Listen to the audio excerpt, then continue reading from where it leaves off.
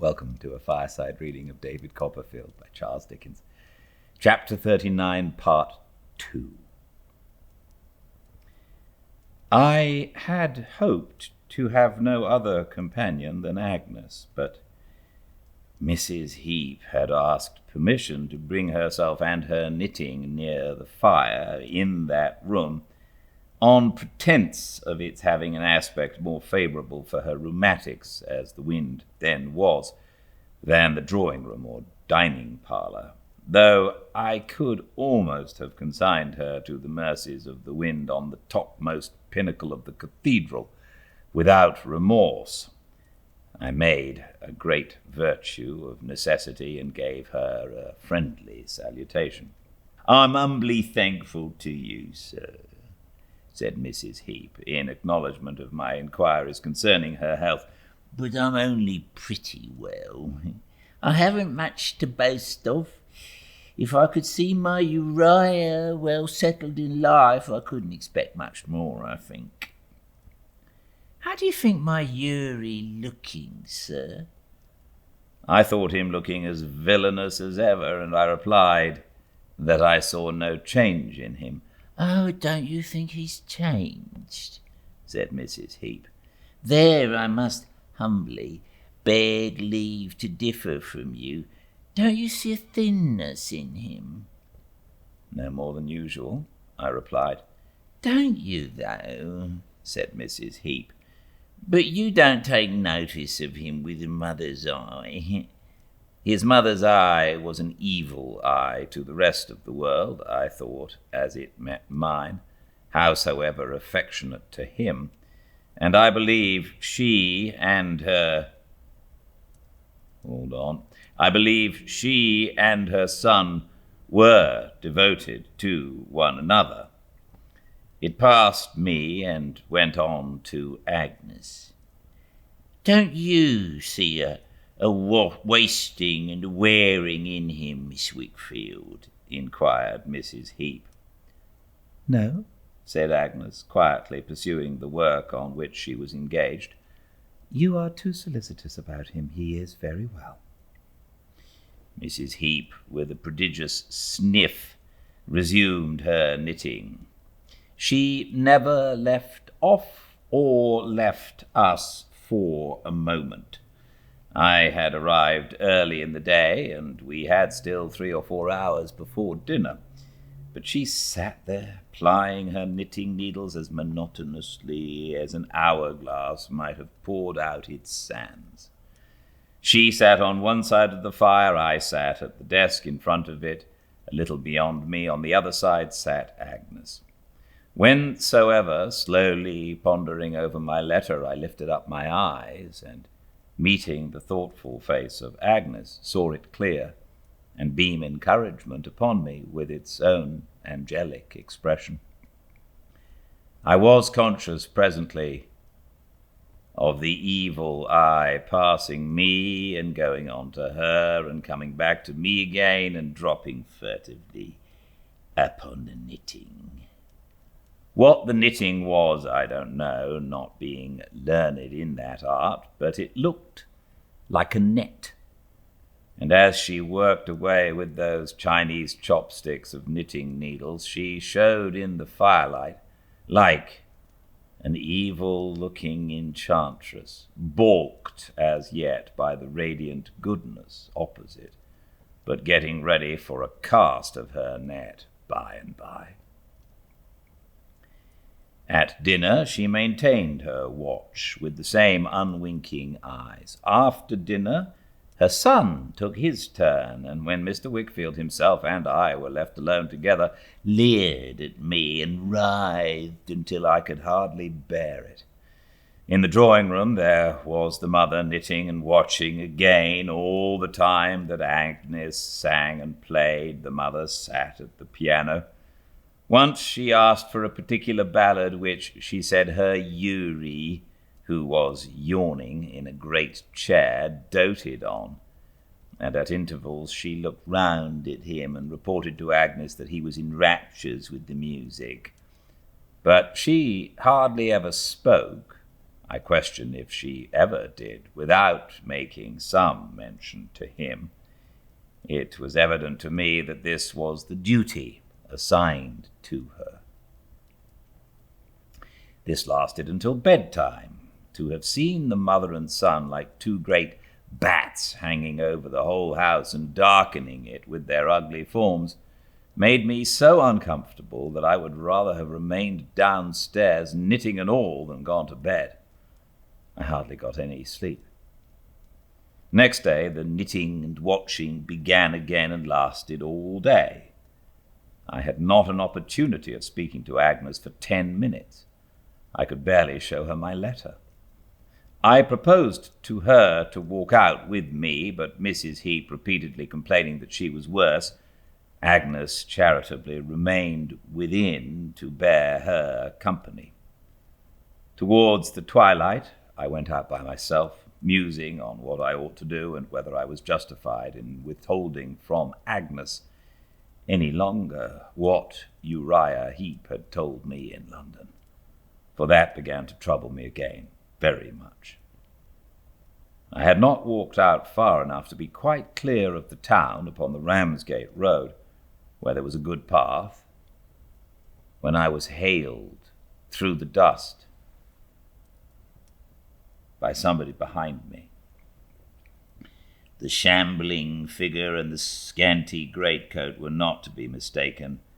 I stopped, and Uriah Heep came up.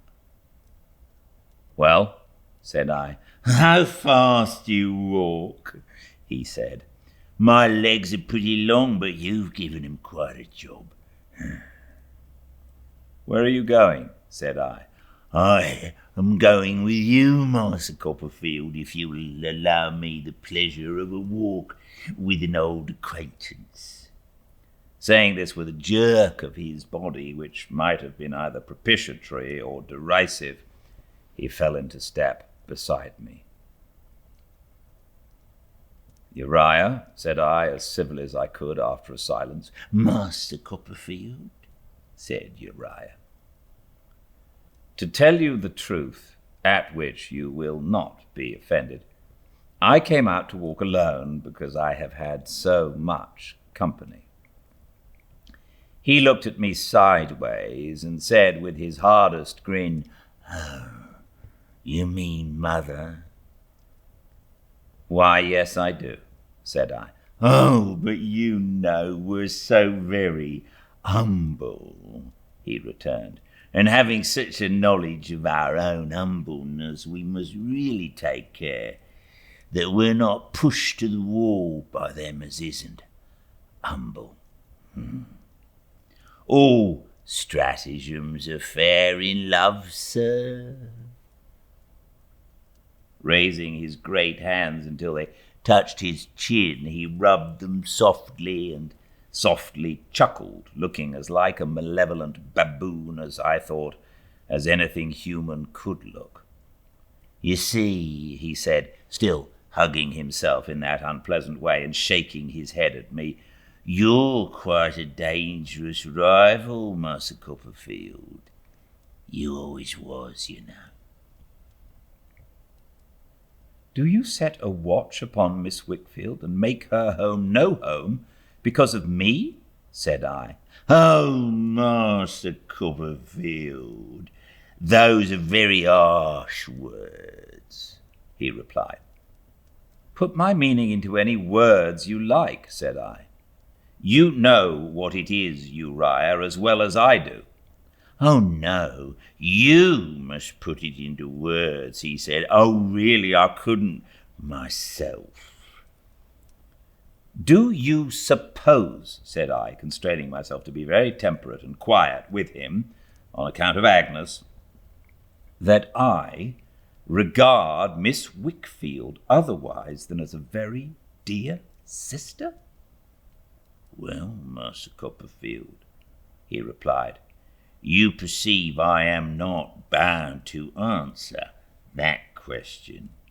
You may not, you know, but then, you see, you may." Anything to equal the low cunning on his visage, and of his shadowless eyes without the ghost of an eyelash, I never saw. "Come then," said I, "for the sake of Miss Wickfield." "My Agnes!" he exclaimed with a sickly, angular contortion of himself. "Would you be so good as to call her Agnes, Master Copperfield?" "For the sake of Agnes Wickfield, heaven bless her." "Oh, thank you for that blessing, Master Copperfield," he interposed. "I will tell you what I should, under any other circumstances, soon have thought of telling to Jack Ketch." "To who, sir?" said Uriah, stretching out his neck and shading his ear with his hand. "To the hangman," I returned, "the most unlikely person I could think of," though his own face had suggested the allusion quite as a natural sequence. "I am engaged to another young lady. I hope that contents you." "Upon your soul," said Uriah. I was about indignantly to give my assertion the confirmation he required, when he caught hold of my hand and gave it a squeeze. "Oh, Master Copperfield," he said, "if you had only had the condescension to return my confidence when I poured out the fullness of my heart the night I put you so much out of the way by sleeping before your sitting-room fire. I never should have doubted you. As it is, I'm sure I'll take off Mother directly, and only too happy. I know you'll excuse the precautions of affection, won't you?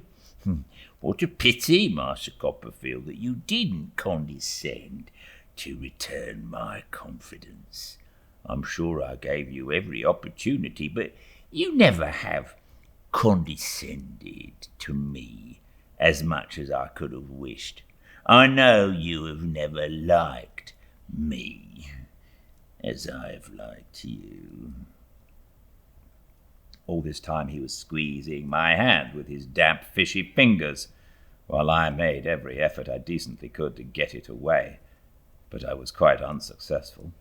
He drew it under the sleeve of his mulberry-coloured greatcoat, and I walked on, almost upon compulsion, arm in arm with him. "Shall we turn?" said Uriah, by and by, wheeling me face about towards the town, on which the early moon was now shining, silvering the distant windows. "Before we leave the subject, you ought to understand," said I, breaking a pretty long silence, "that I believe Agnes Wickfield to be as far above you and as far removed from all your aspirations as that moon itself." "Peaceful, ain't she?" said Uriah. "Very. Now confess, Master Copperfield, that you haven't liked me quite as I have liked you. All along you thought me too humble. Now I shouldn't wonder." "I am not fond of professions of humility," I returned, "or professions of anything else." "There now," said Uriah, looking flabby and lead-coloured in the moonlight. "Didn't I know it? But how little you think of the rightful humbleness of a person in my station, Master Copperfield. Father and me was both brought up at a foundation school for boys, and Mother, she was likewise brought up at a public sort of charitable establishment. They taught us all a deal of humbleness, not much else that I know of, from morning to night. We was to be humble to this person and humble to that, and to pull off our caps here and to make bows there, and always to know our place and abase ourselves before our betters. And we had such a lot of betters. Father got the Monitor Medal by being humble, so did I. Father got made a sexton by being humble. He had the character among the gentlefolks of being such a well-behaved man that they were determined to bring him in. Be humble, Uriah, says Father to me, and you'll get on. It was what was always being dinned into you and me at school. It's what goes down best. Be humble, says Father, and you'll do. And really, it ain't done bad. It was the first time it had ever occurred to me that this detestable cant of false humility might have originated out of the Heap family. I had seen the harvest, but had never thought of the seed. When I was quite a young boy, said Uriah, I got to know what humbleness did, and I took it. I ate humble pie with an appetite. I stopped at the humble point of my learning, and I says, Hold hard. When you offered to teach me Latin, I knew better. People like to be above you, says Father. Keep yourself down. I am very humble to the present moment, Master Copperfield. But I've got a little power. And he said all this, I knew as I saw his face in the moonlight, that I might understand he was resolved to recompense himself by using his power. I had never doubted his meanness, his craft and malice, but I fully comprehended now, for the first time, what a base, unrelenting, and revengeful spirit must have been engendered by this early and this long suppression. His account of himself was so far attended with an agreeable result that it led to his withdrawing his hand in order that he might have another hug of himself under his chin. Once apart from him, I was determined to keep apart, and we walked back side by side, saying very little more by the way. Whether his spirits were elevated by the communication I had made to him, or by his having indulged in this retrospect, I don't know, but they were raised by some influence. He talked more at dinner than was usual with him, asked his mother, off duty from the moment of our re-entering the house, whether he was not growing too old for a bachelor, and once looked at Agnes so that I would have given all I had for leave to knock him down. When we three males were left alone after dinner, he got into a more adventurous state. He had taken little or no wine, and I presume it was the mere insolence of triumph that was upon him, flushed, perhaps, by the temptation my presence furnished to his exhibition. I had observed yesterday that he tried to entice Mr. Wickfield to drink, and interpreting the look which Agnes had given me as she went out, had limited myself to one glass, and then proposed that we should follow her. I would have done so again today, but Uriah was too quick for me. We seldom see our present visitor, sir, he said, addressing Mr. Wickfield, sitting, such a contrast to him at the end of the table, and I should propose to give him welcome in another glass or two of wine, if you have no objections, Mr. Copperfield. Your health and happiness. I was obliged to make a show of taking the hand he stretched across to me, and then, with very different emotions, I took the hand of the broken gentleman, his partner. Come, fellow partner, said Uriah, "if I may take the liberty. Now, suppose you give us something or rather appropriate to Copperfield." I pass over Mr. Wickfield's proposing my aunt, his proposing Mr. Dick, his proposing Doctor's Commons, his proposing Uriah, his drinking everything twice, his consciousness of his own weakness, the ineffectual effort that he made against it, the struggle between his shame in Uriah's deportment and his desire to conciliate him, the manifest exultation with which Uriah twisted and turned and helped him up before me. It made me sick at heart to see, and my hand recoils with writing it. "Come, fellow partner," said Uriah at last, "I'll give you another one, and I humbly ask for bumpers, seeing I intend to make it the divinest of her sex." Her father had his empty glass in his hand. I saw him set it down, look at the picture she was so like, put his hand to his forehead, and shrink back in his elbow chair. "I'm an humble individual to give you her health," proceeded Uriah, "but I admire, adore her."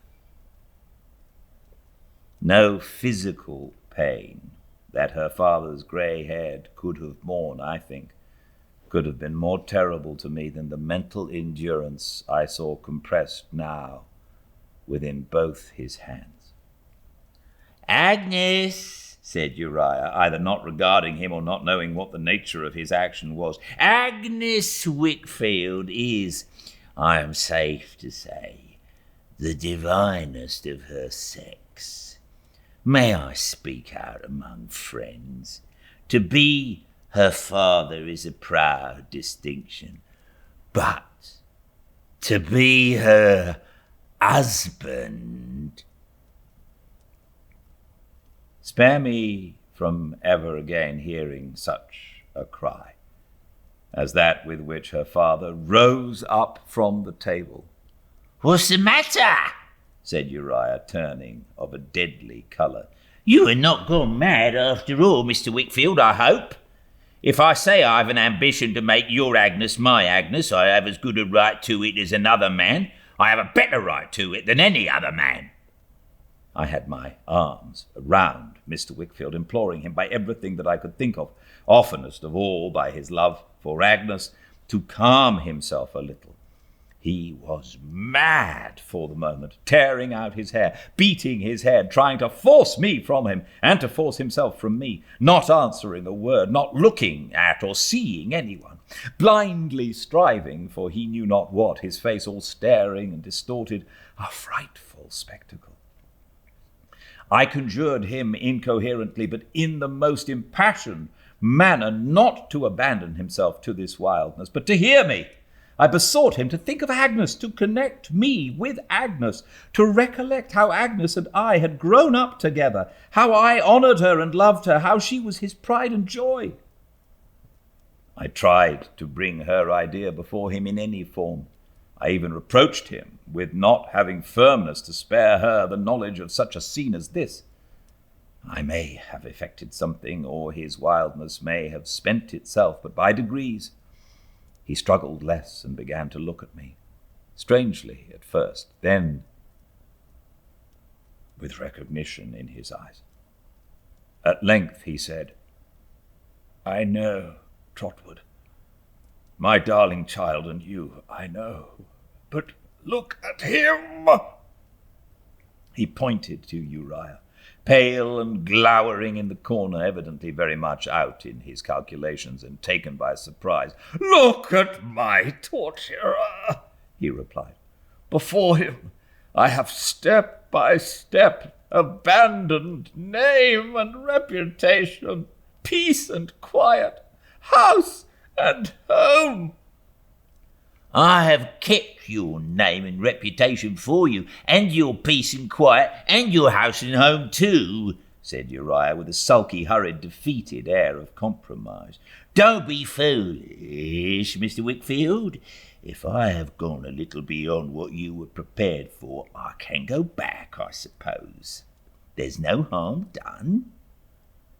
I've looked for single motives in everyone, said Mr. Wickfield, and I was satisfied I had bound him to me by motives of interest. But see what he is, oh, see what he is. You had better stop him, Copperfield, if you can, cried Uriah with his long forefinger pointing towards me. He'll say something presently, mind you, he'll be sorry to have said afterwards, and you'll be sorry to have heard. I'll say anything, cried Mr. Wickfield with a desperate air. Why should I not be in all the world's powers if I am in yours? Mind, I tell you, said Uriah, continuing to warn me. If you don't stop his mouth, you're not his friend. Why shouldn't you be in all the world's power, Mr. Wickfield? Because you have got a daughter. You and me know what we know, don't we? Let sleeping dogs lie. Who wants to rouse them? I don't. Can't you see I am as humble as I can be? I tell you I've gone too far. I'm sorry. What would you have, sir? Oh, Trotwood!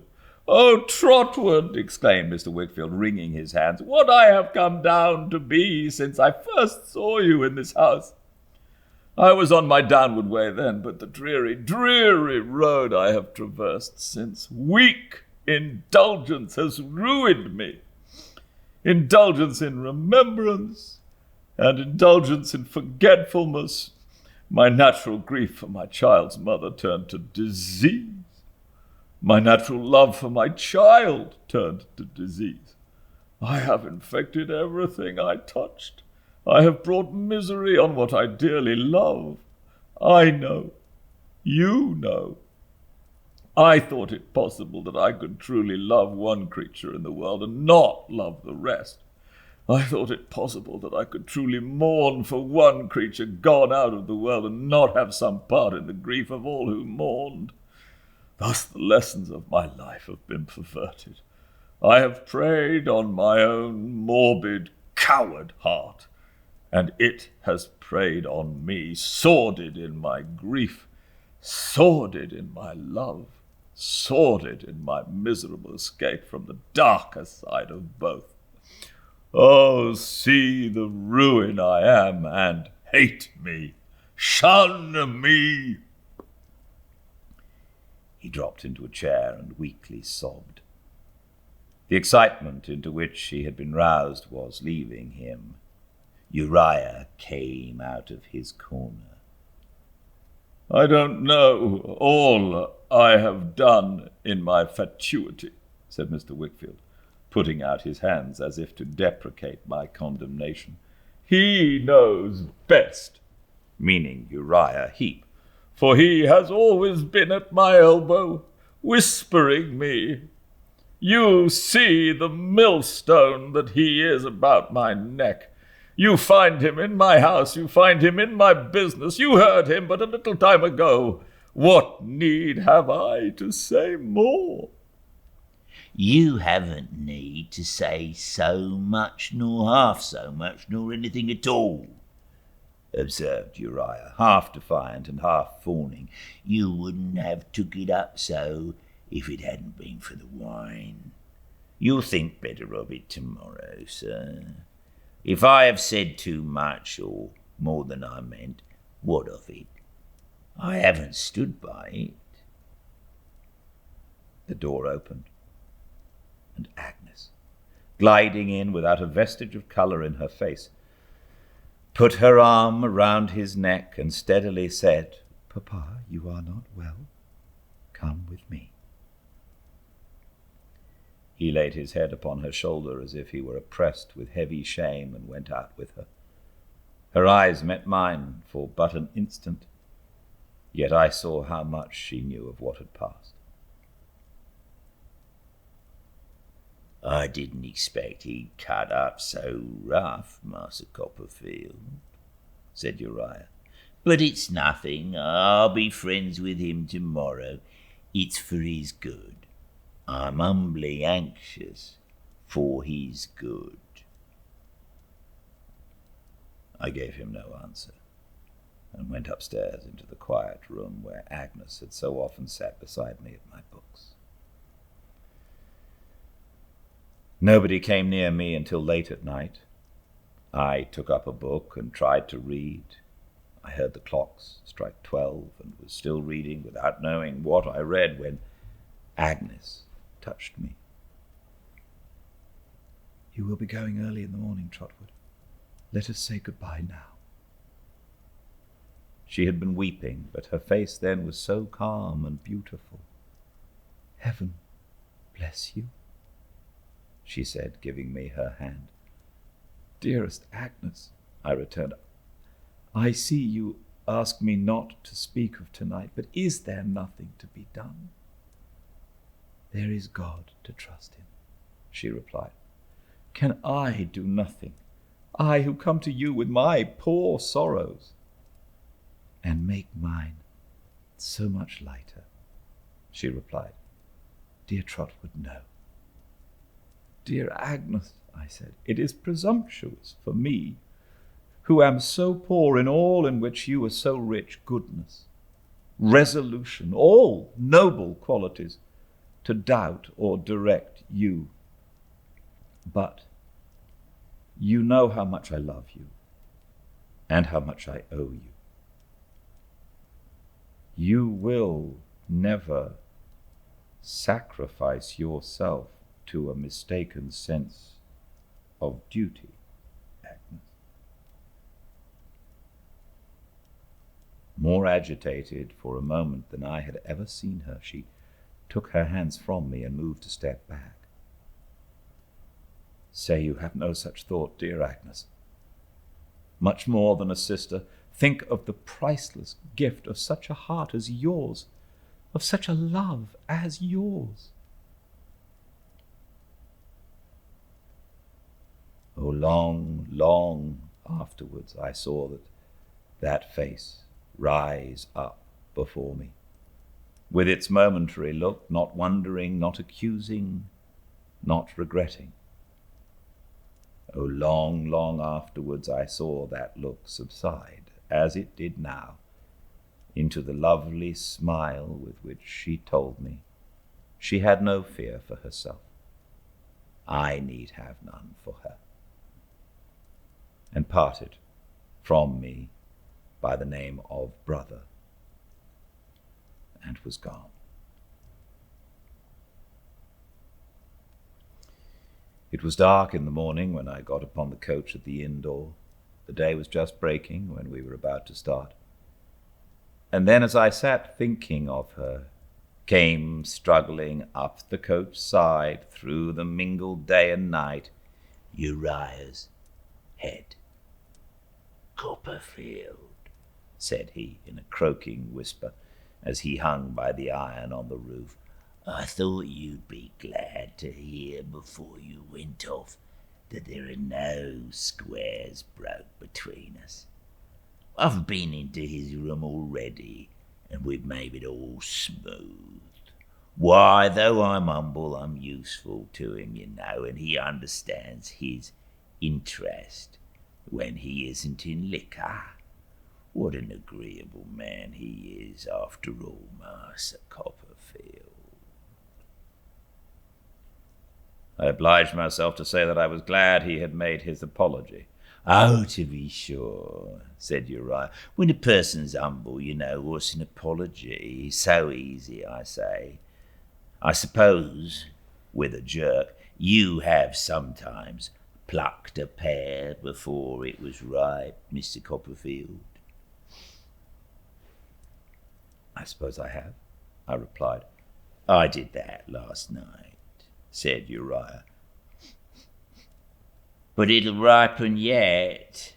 It only wants attending to. I can wait." Profuse in his farewells, he got down again as the coachman got up. For anything I know, he was eating something to keep the raw morning air out. But he made motions with his mouth, as if the pear were ripe already, and he was smacking his lips over it.